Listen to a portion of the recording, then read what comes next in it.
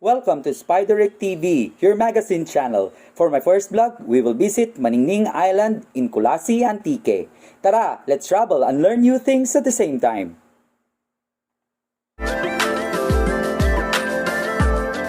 Maningning Island is a barangay island located 42.6 kilometers off the coast of Kulasi, Antique. It is a 4-hour travel by a motorboat. Medyo mahaba-habang biyahe po. But don't worry, there's an alternative route which is our jump off area today, which is from Libertad, Antique. And it will took us 2 hours only to get into the island.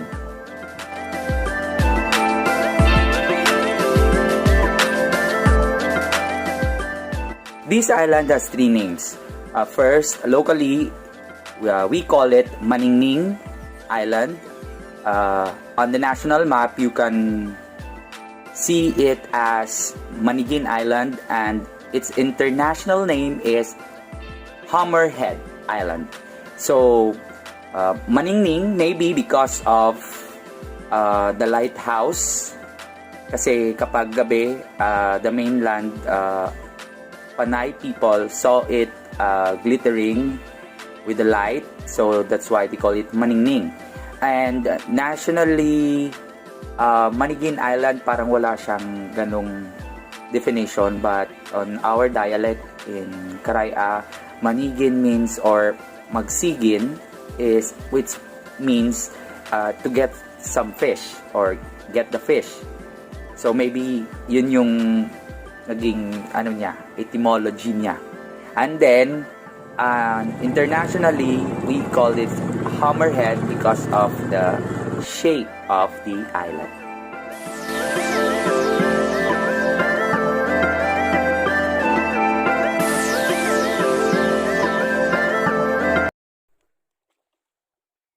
Ayan, narito po tayo. Ayan.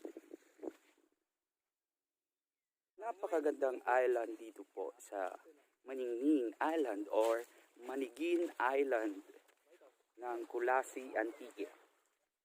So after 1.5 hour, nakarating po tayo rito. So let's see if kung anong meron dito sa island na to.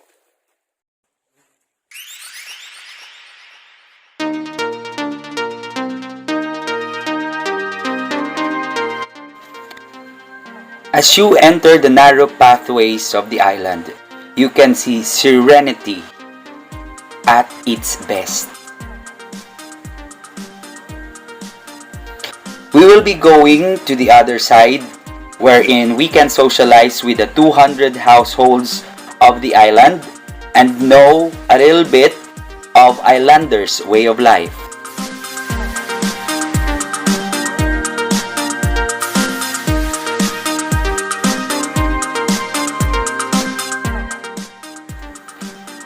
Ano kaya yung mga nakabilad na to? Let's see if kung ano ito. One of the main source of living in the island is planting seaweeds. And these seaweeds, they call it tambalang. Its scientific name is Capapicos alvarezi bar tambalang in honor of Filipino biologist Mr. Vicente Alvarez of Bureau of Fisheries and Aquatic Resources, and Mr. Tambalang, the true pioneer of seaweed cottony cultivation.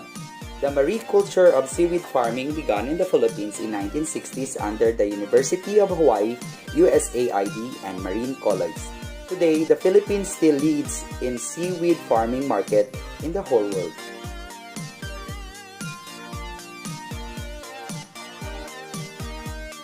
So halos lahat ng tao dito sa isla ay nagtulong-tulong para magtanim ng tambalang at nag-uumpisa ito sa kanilang pagtali ng mga seeds sa isang malaking rope.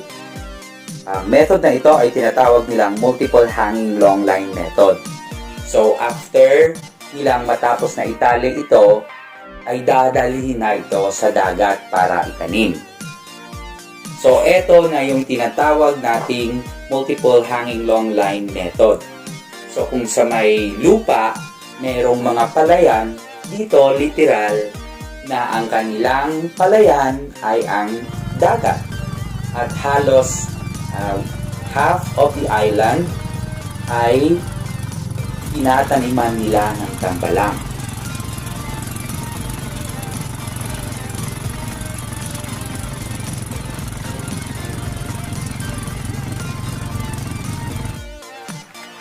According to locals, they will harvest the tambalang after 2 to 3 months. They will hang them and let it dry for 3 to 4 days.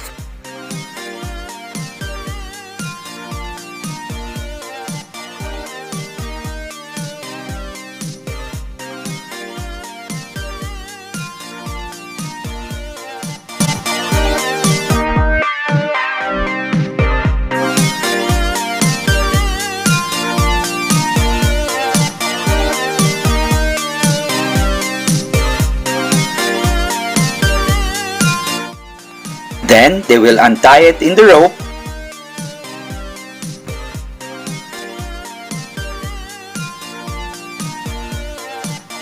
and sold it for 56 pesos per kilo.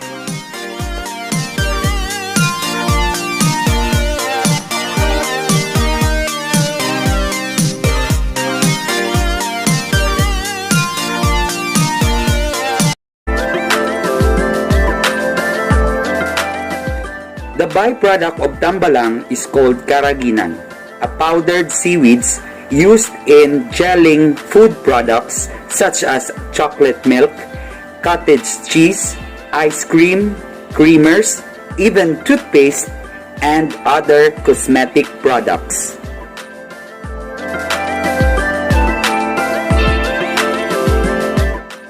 The island has scarcity of potable water. Ang mga tao rito ay bumibili ng mineral water sa mainland. So I advise that you must bring your own water going into this island.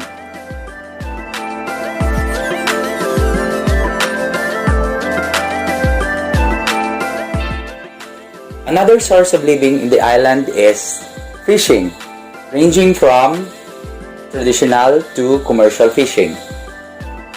Ang mga isda nila ay nagaling sa kanilang mga coral reefs. Or yung iba ay pumapalaot din para mangisda.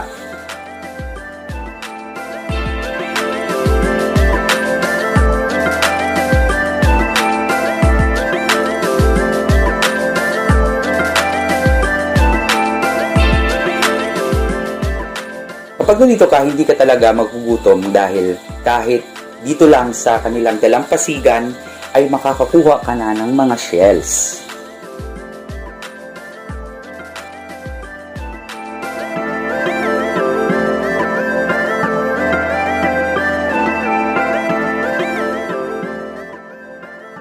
Kaway-kaway dyan, mga batang 90s yung pinapagalitan.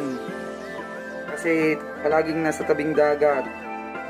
And children here are going to school because they have an elementary school here. They have also electricity from 6 to 10 in the evening only via generator and solar panels.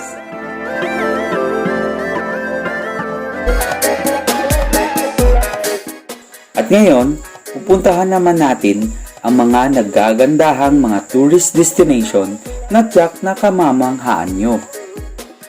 Not far away from the center of the barangay, you can see Panian Beach, a 700-meter stretch of white sand beach.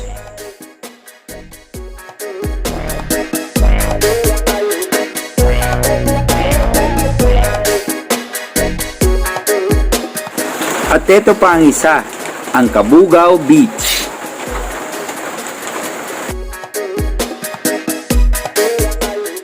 Next, we will take a 10-minute trek to the famous landmark here in Maningning Island, which is the Lighthouse Tower. So kung notice nyo po, umiiba yung kulay ng lupa rito. Merong pula, brown, black. O diba? Amazing. So bale, ito yung naging tirahan ng mga gumagawa ng tower dati. So, kompleto po. Meron po silang kusina, meron silang CR, at meron din silang water reservoir.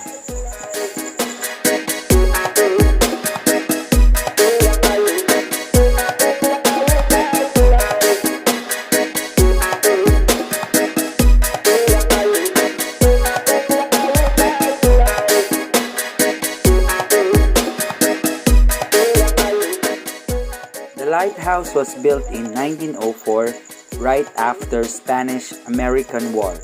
It was built by 106 laborers, including 2 Americans and 1 Spanish mason. It is the very first house tower in the Philippines that was constructed with reinforced concrete or tinatawag nating buhos instead of the stone and cement or masonry. It was first lit in 1906, making this lighthouse 114 years old. For now, the Philippine Coast Guard constructed new tower a few meters away as replacement. The spiral stairs of the lighthouse was made in Hong Kong. Pero di tayo pwedeng umakyat kasi bawal na siya. Masyado na siyang luma at baka ako pa ang dahilan na gumuho ang lighthouse na ito.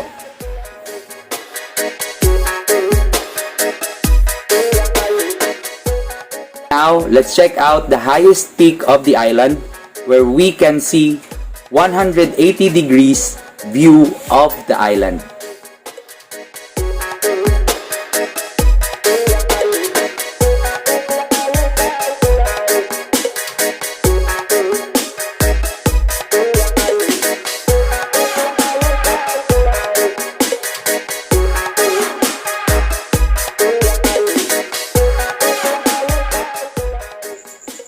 Adjacent to the tower is Bilat Beach, a 100-meter wide sand beach enclosed by sharp rocks formation. Isa po ito sa mga pinakamagandang beach dito kasi yung ina-highlight dito sa beach na to is the contrast na tinatawag wherein yung makikita mo yung white sand beach and then yung background nyo po ay yung lighthouse. So, very Instagrammable po yung mga pictures nyo pag nandito kayo. We will be going to the other side of the island and as you can see, plants here are very small just like bonsai because maybe of the stony characteristic of the island.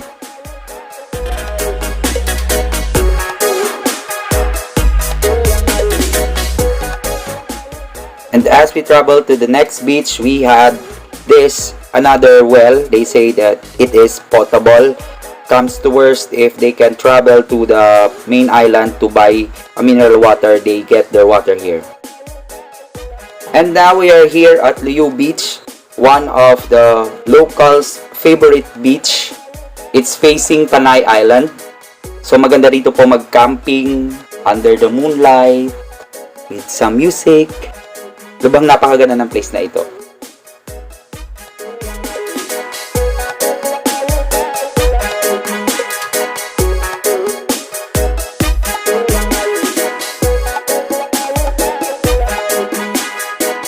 One of the most interesting part of this beach is the stony part of it wherein you can find fossilized taclobo or giant clams with the scientific name of Tridacna gigas.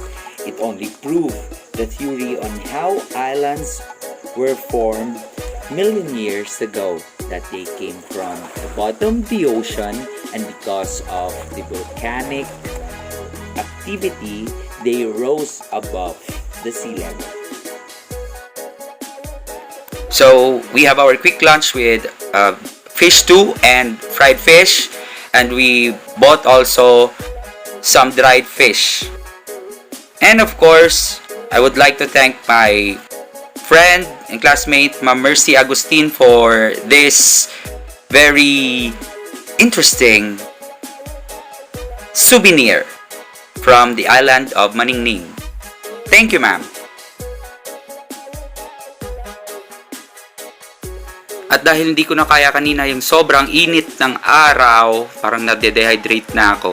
So, tatapusin natin ang tour na ito papunta ng tinatawag nilang PNOC. Kasi tinatawag nila itong PNOC kasi dito nagkaroon ng oil exploration. At sabi ng mga locals, meron ding silang natagpuan na petroleum deposits daw dito. At di umano, meron na naman kaming nakitang giant taklobo. At dito po, nakakalat lang po sila.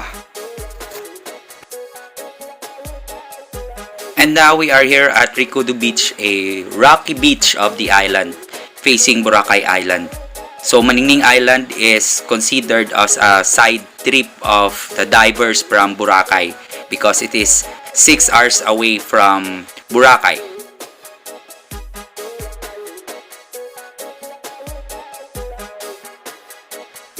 And that's it. We finished touring the island and it's high tide. We can pull out already the motorboat. So Maningning experience is quite very amazing, and if you're interested to go here, you must contact Kulasi Antique Tourism Office for more info about the island and for proper guidance. And I would like also to take this opportunity to thank my classmates, Ma'am Mercy Agustin Torres and Domingo Agustin. Thank you for warm accommodation at sa lahat ng tao sa Maningning na very welcoming po sila at napaka-friendly po nila. For sure, babalik at babalik ako rito for more adventures. See you on my next vlog and don't forget to subscribe. Thank you.